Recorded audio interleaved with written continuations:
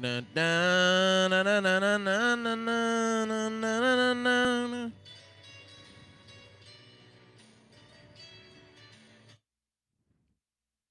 Okay.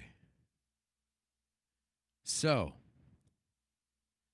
I'm running into technical issues, guys. I figured out how to get the display up to show you, but the audio is a whole nother ball game.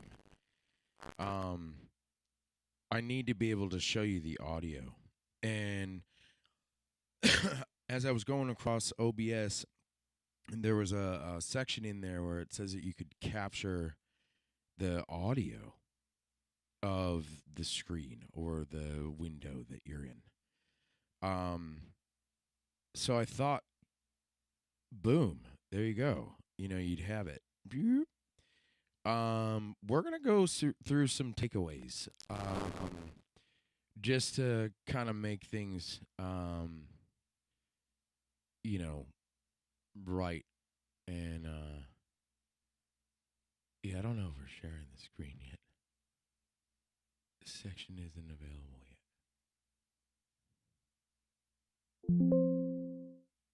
Yeah, I don't want that.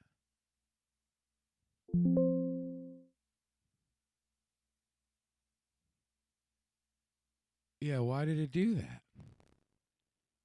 I don't know. All right, OBS. Let's see what we got. Application audio capture. Check.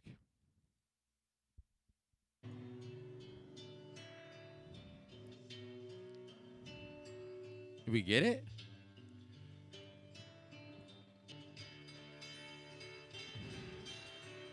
No, you're here in the background.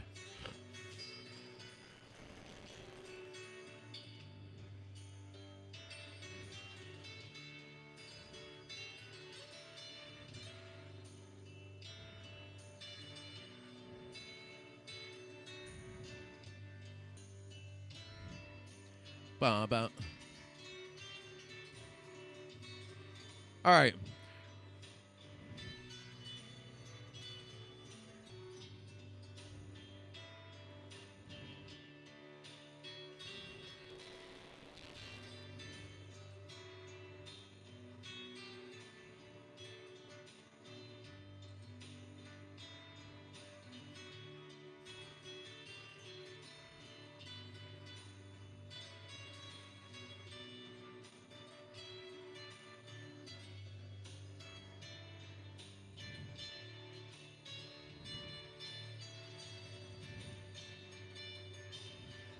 Here we go.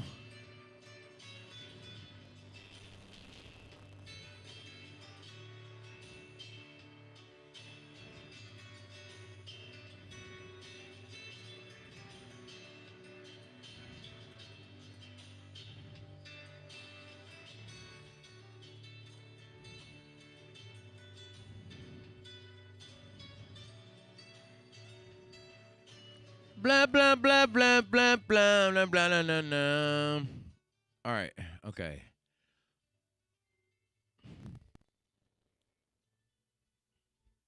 EQ plugin. We've got Fab Filter Pro Q4. I need to look up. My phone's dead. My other phone may not be. Are you trying to text me?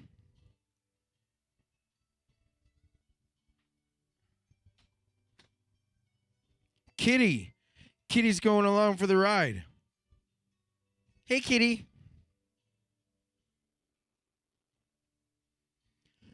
I don't know when my girl doesn't want to be on the live streaming. What do you got to be afraid of? Yeah. Show up.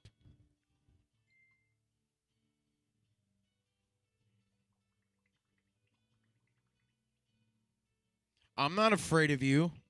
I'm not afraid of you.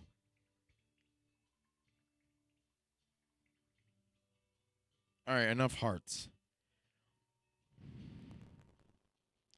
Dun dun dun dun dun dun dun.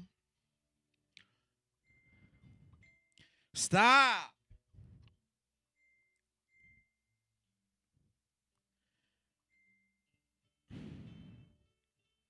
Oh my God.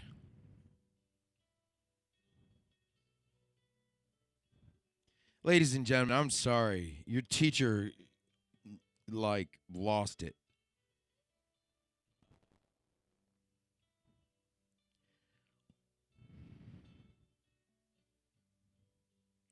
We make loops.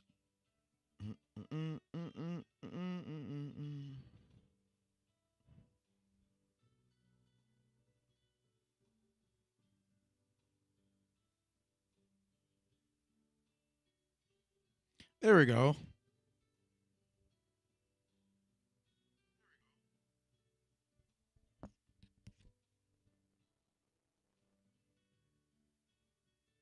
Check.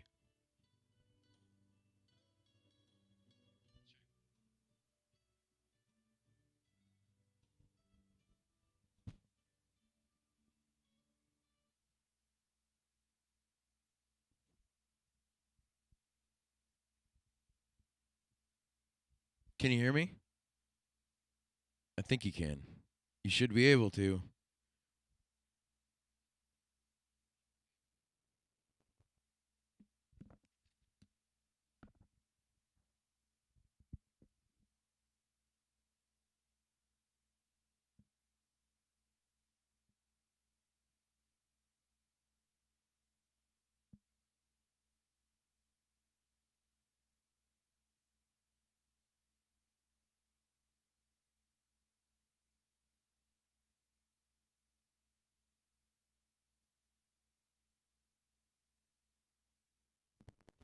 Yeah, it's not it's not going to let me play the audio through Ableton.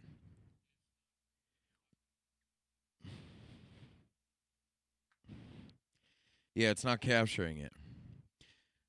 Okay, what I want to tell you is something here that you can actually see right now. It's very simple. Equalization looks like that. It just does.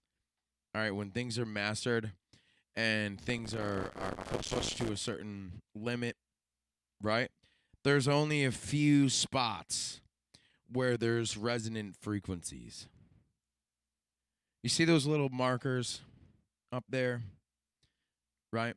662 hertz, 22 kilohertz, 5.5 kilohertz, 10 and 21. Do you see that?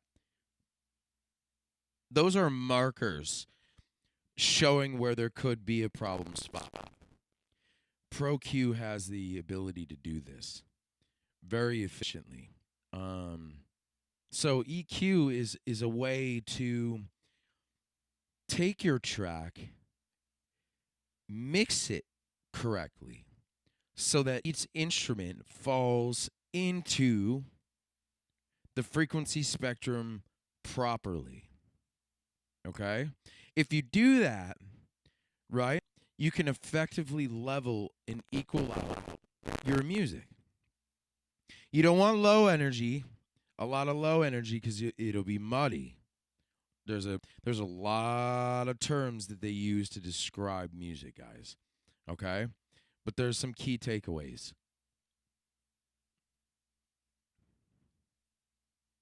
All right. Dun, dun, dun, dun. Here we go. Key takeaways, guys. You can think of EQ as a mini mixer for setting levels for various frequencies within a track, and the track fader as a master volume control. Equalization can enhance tracks and improve mixes and solve problems. Solving problems requires recognizing the problem, analyzing it to decide what type of EQ can solve it, then choosing the EQ settings that solve the problem. Equalizers alter the audio signal frequency response. For example, if the sound lacks brightness, equalization can boost the high frequencies. Conversely, if the sound is so bright it's harsh, equalization can cut the high frequencies. Decibel represents a ratio between the level of two audio signals. A frequency range whose level is higher than it was originally creates a ratio that is plus a number of dB compared to the original level. A signal whose level is lower, right, minus. A frequency response graph, right, compares a device's output level to the input level at various frequencies. Equalizers consist of one or more stages. These change the level in specific frequency ranges called bands. Each band, right? Let me show you that real quick.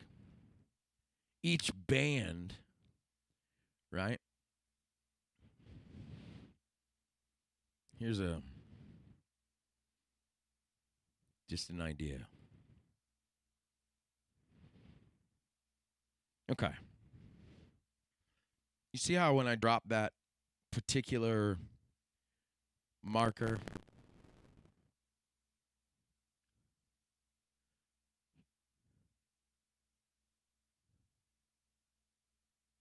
okay? What I'm showing you is the spectrum response to the input parameter that I just gave it to give it negative 12 dB. Negative, right? Negative 12 dB.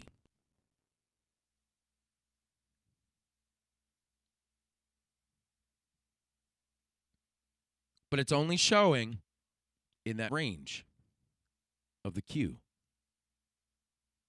All right?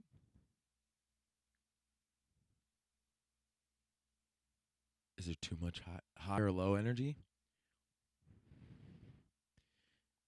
Fab filter enables you to be able to do that. To sweep for problem frequencies. I think the microphone that I used, right? You can't change a shitty recording. You can't, okay? Once it's recorded, it's recorded. You can delete it, get rid of it, get rid of the tape. You know what I mean? Point of the matter is you can't fix, right, a shitty recording. So don't try, guys. You'll spend hours and days EQing your music and it'll be mush. Really, EQ is supposed to be done on a certain level that is not excessive. It fixes the problem. Again, like I was telling you, it fixes the problem. Okay. Precision in affecting frequency response. Right? So on Fab filter, right? You can have as many bands as you want. I think. I'm pretty sure that there's a number that is bad.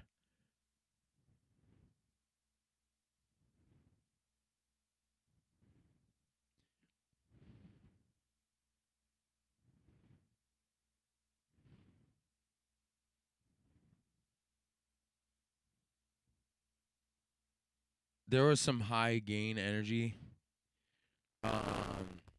because I used a condenser microphone. I don't know why, but I think the equipment that I had and that I was using, right, was not necessarily the best equipment as far as the microphone goes. When recording this, I used, I believe it's a Tascam, not to down them because I used this thing for years. Is a Tascam, hang on, I still have it. The microphone was an MXL 990, I think. Yeah, I had a Tascam Tascam DP 008, which is like a mini DAW. Gave you 8 tracks to record on. Right? Reverb, panning, right? And you could record with phantom power. This thing is small, guys, but it also has microphones in the front, right? I think it's stereo microphone, A and B. Okay, it's like a pocket studio. Does that make sense? So this thing's not a it wasn't a DAW, and there's a lot of garbage that ended up on the frequency spectrum when I recorded this. Thanks to a gentleman by the name of Michael Herman. He was able to EQ this track properly. Now, there are certain levels where EQ is not going to change things, and there's still going to be problem spots, right? But what do you want to bring out in your music? What instruments are being played? Where do they show up the most on the frequency spectrum? Where is it that there's either a problem or there's good music? Okay? It's so simple to understand. Okay? So FabFilter Pro Q, right, is one of the industry leading equalizers that you could buy for a DAW, for Ableton, for pretty much any of them. It's a VST, all right? So you just pop it on a track, right? And you can EQ these tracks. Now, know anything about how because I know you're not hearing the song, right? Yeah. You know how, but you can hear me. The term equalization, right, means frequency response that's equal. It's a little easier to see it when it's across like that. The frequency response when you widen it like this, right? You want to see a range, right, that's above by certain dBs, but you want to make sure that certain parts, if you will, are staged properly on the frequency graph. Does that make sense? So you want your snares in a certain spot. The frequency graph, right, has to do with keys, right, on a keyboard too as well, right? So in your head, if you're playing a 6, right? Boom. There's the frequency of it. You know what I mean? If it's too loud and you're playing too loud on a certain note, it can show up on that line. So it kind of makes it easier to follow along with what's being played, you know? Like if I played C on my piano, I think we could do this.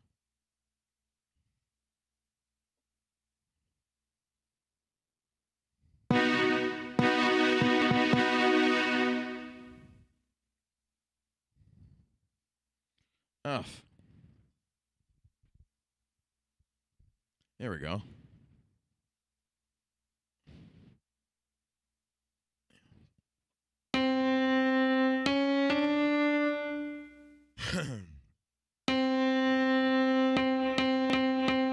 If it were louder than the music, you'd see it.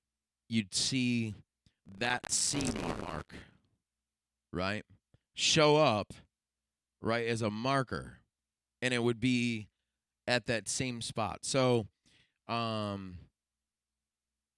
Q4 shows you that graph, and you can actually pick out keys. So the frequency spectrum, right, runs along key, like actual keys to a piano, right? Well, they didn't have anything else back in the day when it came down to it to have relevancy, okay, and relativity, if you will, when it comes to referencing frequency response other than, specific things like a piano.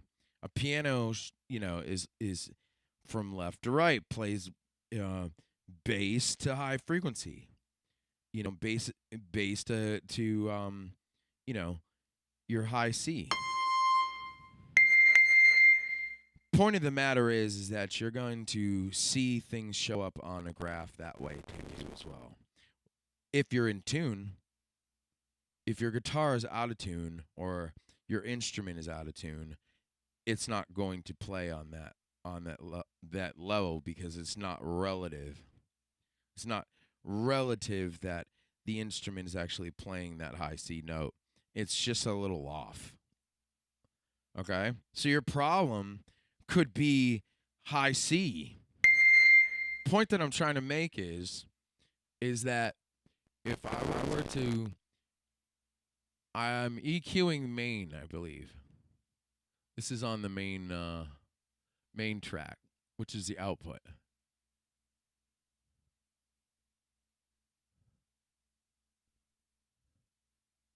Yeah.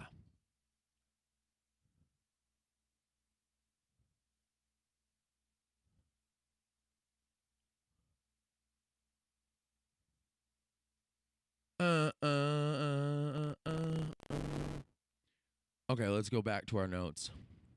Our key takeaway, right? The user interface is how you interact with the equalizer parameters. Equalizer plugins have different types of user interfaces. Nodes on a frequency response graph show the frequency and the amount of gain at that frequency. There are three main ways to edit a node. Click and drag it on the graph, adjust a control, or enter a specific numerical value. Hardware equalizers use one of two technologies, passive or active. Passive hardware technology does not have amplifiers within the filters themselves. As a result, the filters can't boost. All right. Plugins come in different formats, right? Most popular formats are VST. All right.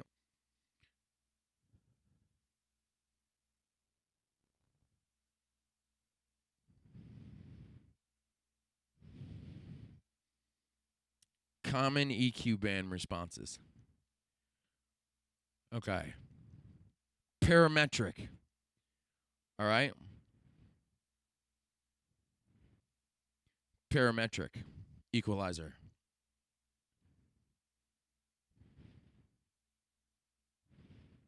Oh, look at in this particular book, it shows FabFilter Pro Q3. We don't mess around with old school technology. We got new technology. I don't know when this was written, but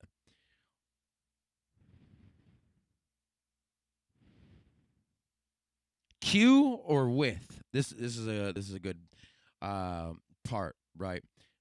Q settings may seem counterintuitive. Higher Q values represent a narrower range. Smaller Q values specify a broader range. Okay, so don't get it twisted. Gain. What is gain? Right? Positive indicator. Gain means gaining. We're gaining on it. We're going above it. We're boosting. This shows a bell curve.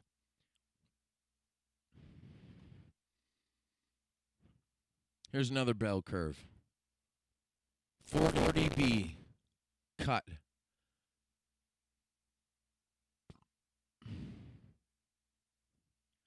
We have low pass. All right. Reduce hiss. Right? High pass, also called low cut. This is one of the things that I want you guys to really dig in on because most of your tracks will use a low pass and high pass slopes. Right? Most of your tracks. So that you can put things in the spectrum the right way. Once they're aligned properly within the frequency response graph, right? your track is going to sound better because it's put in that spot. For instance, you got a snare drum, right? Everybody knows this, that drums play a note, right? So that note's going to follow along with that graph, that frequency response graph. Again, it's going to stick in at that spot most of the time. So if it's a problem and you got to take it out, right? That's one way of doing it.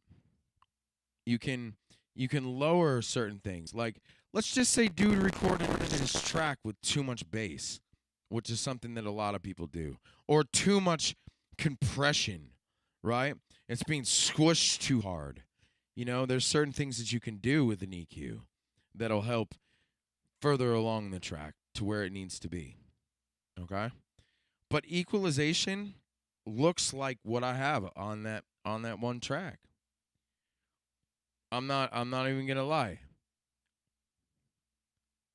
Equalization, it's equal across the bands. If it had any bands right now. Okay?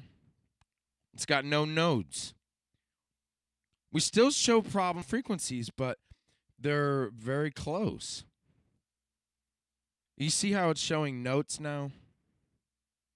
Right. Wanted to emphasize that those could be problem notes.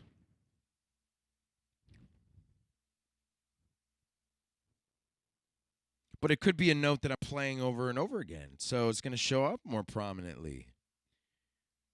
Right.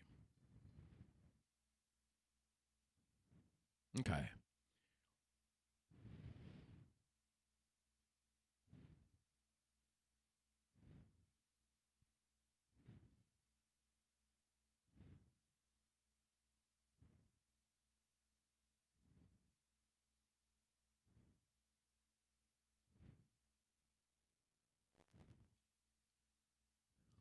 More gain, right? Less gain, output levels, like volume.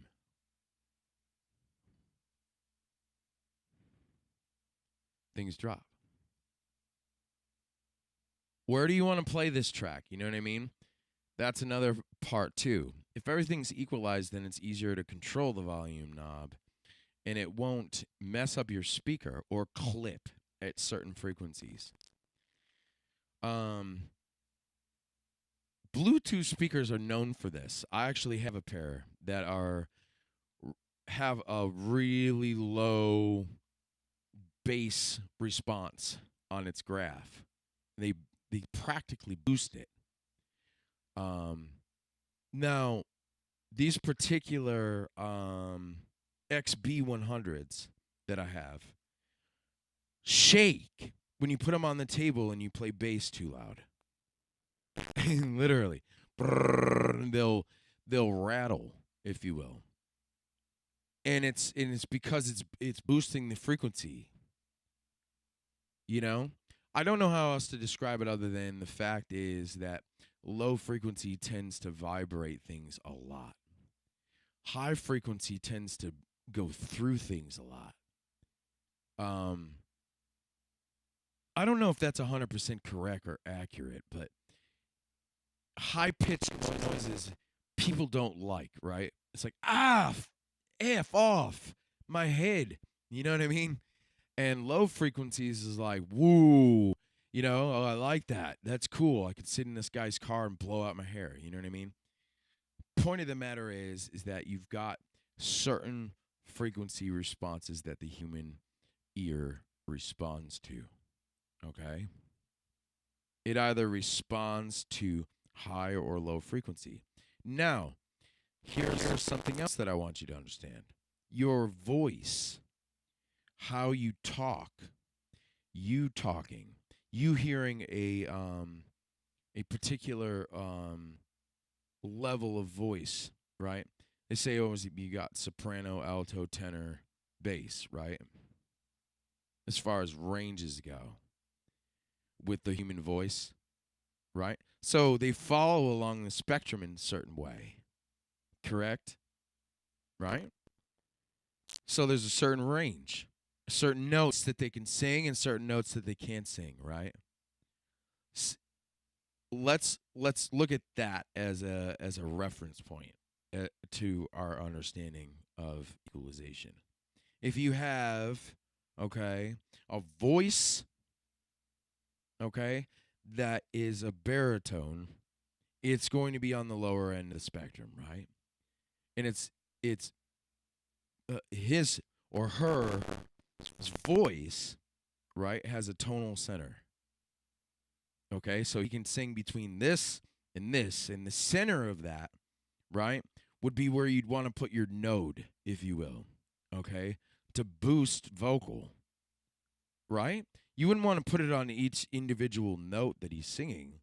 You could. It would be, advantageous for you to do so. Um, but the point I'm trying to make is that equalization will help you fix a track in such a way where it's not going to clip. All right, helps you control your output.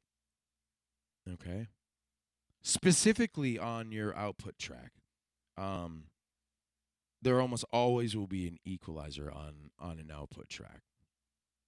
If you want to know more about equalization, we can definitely dive more into it. But I wanted to just give you guys a few things to take away. Um, don't muddy up your work with low frequency. Too much bass is just too much bass. You can't flood it. You can't double it. It's just too much, and it'll make your music unattractive to the human ear. Put it that way. That's what you want to do. Is you want it to be attractive. You want that music to shine through. You want the instruments that are being played to shine through and be attractive to the ear that's listening. You have a shine of a guitar, the pluck of a guitar, or the ping of a keyboard. You know, particular things will let your instrument shine through, and that's what you want to do. But you want each of those things at the same level. That's what mixing does. So say you've got one instrument louder than another, you'll see it rise in the frequency spectrum of the output. You'll see it. And if it's not mixed properly, then you can't get an accurate flat curve across the way. You won't be able to do it. You won't be able to see a flat response. Now, each one of those resonant frequencies that a person's playing, right, or instruments are playing, you got your kick drum, you got your snare, you got your hi-hat, you got your drums, you've got a bass. Bass and kicks fall not on the same part of the spectrum, guys. They don't, because they have different notes, and it depends on what you're playing as far as that particular kick drum or bass. But they have different frequency response ranges. All right. So you can muddy up your work by putting too much kick and too much bass on attenuating, if you will, your kick or your bass within the frequency response graph of your equalizer. Like, oh yeah, that sounds great. Just turn the level of the low up. It doesn't work like that. You don't want to do that. It doesn't always work. Someone once told me that your lows will always, balance out the highs, if you will. It's such as life too, as well. In a way, right? Does that make sense to you guys? So I like to use what's called a smiley face when I'm when I'm doing this. Okay? And there's yeah. I don't know where I saw it. There was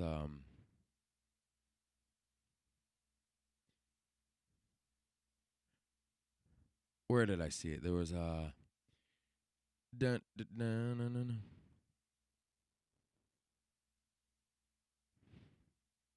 There was a preset in here, guys, that gave me a classic smiley face or something that I saw. Dun. Okay. So it's we've got drums in here, guys. Mud control and magic, right? You can imagine what these things do. Yeah, there we go. Dynamic smiley curve.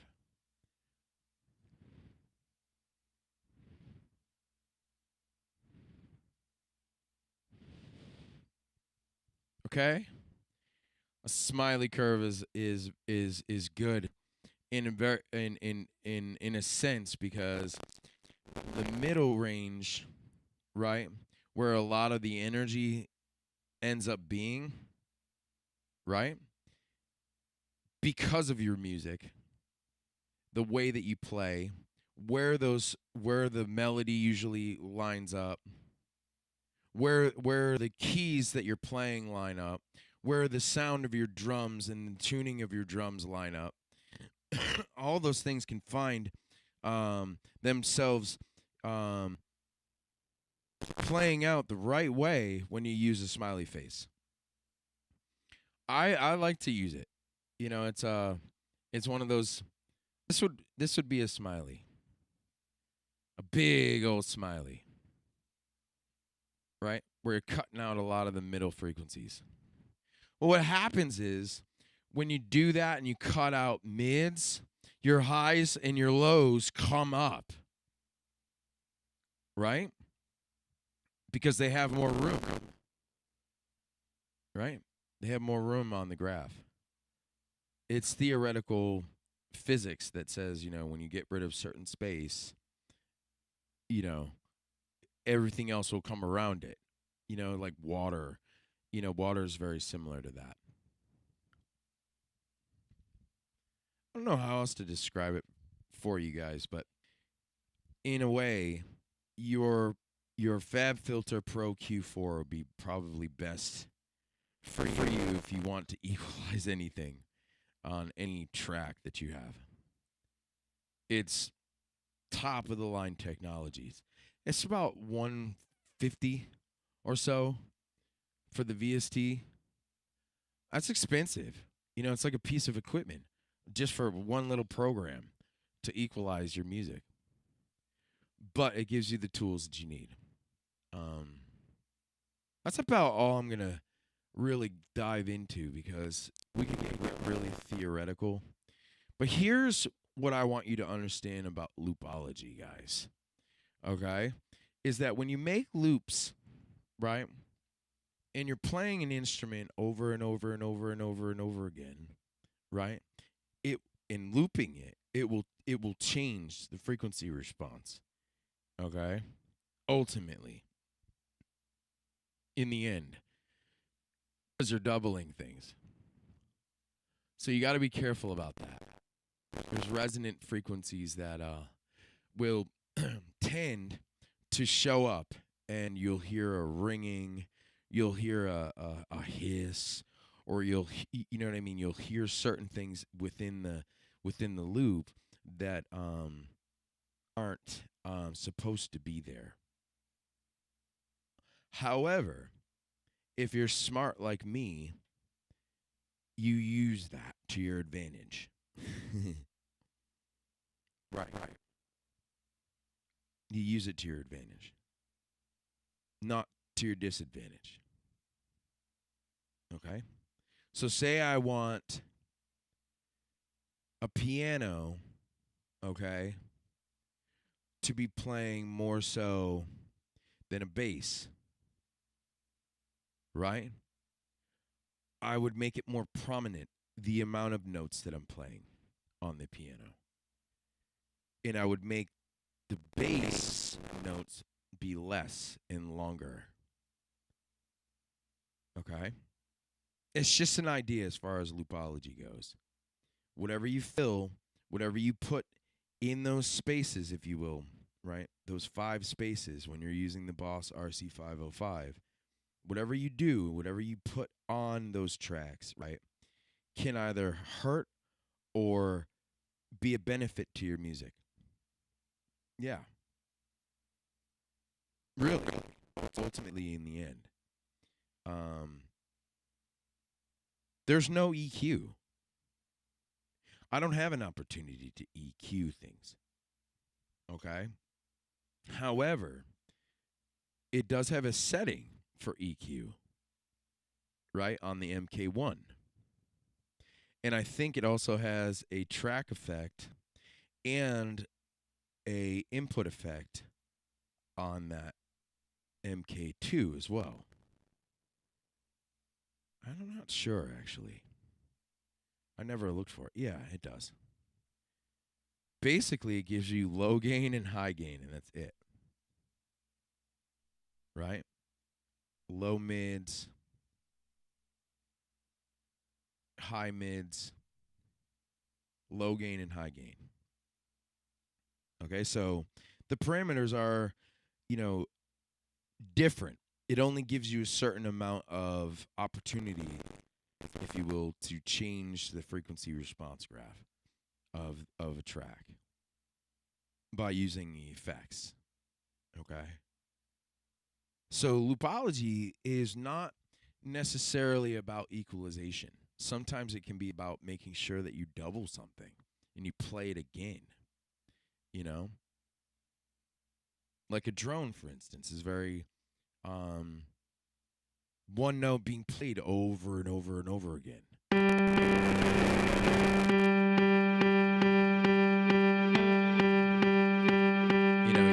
You get this feeling that it's not going anywhere.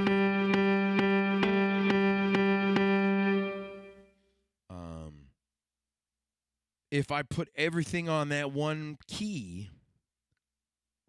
or EQ'd that one key specifically, right? And it hits right on that note, you're going to hear certain frequencies shine out and others not so much. Yeah. So I like to EQ by using my ears.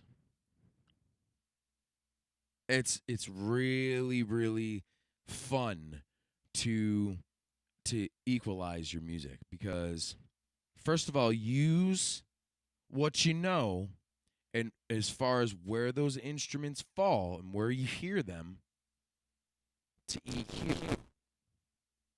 All right? Because you want things to be a certain level across the board. All right? So your tracks don't get muddied up and aren't, overly bassy or overly trebly. All right? Well, I think we've done a pretty good job at giving you an idea of what equalization is and why it's used. Because certain tracks, like I said, have a problem. Don't be a problem. Yeah, don't be a problem. We're going to take some session notes, okay? And go to bed. I'm hoping that I can get to sleep tonight. It's been 2 days since I've slept because of my manic episode that I had. It's not okay. Yeah. I didn't feel all right at work when I woke up and got to work. I didn't feel like working. There was a moment where I was just like, exhausted, but still had the energy to go. I don't know how else to describe it other than that. But bipolar 1 disorder is no joke. If you have it, guys, seek treatment, please. I want to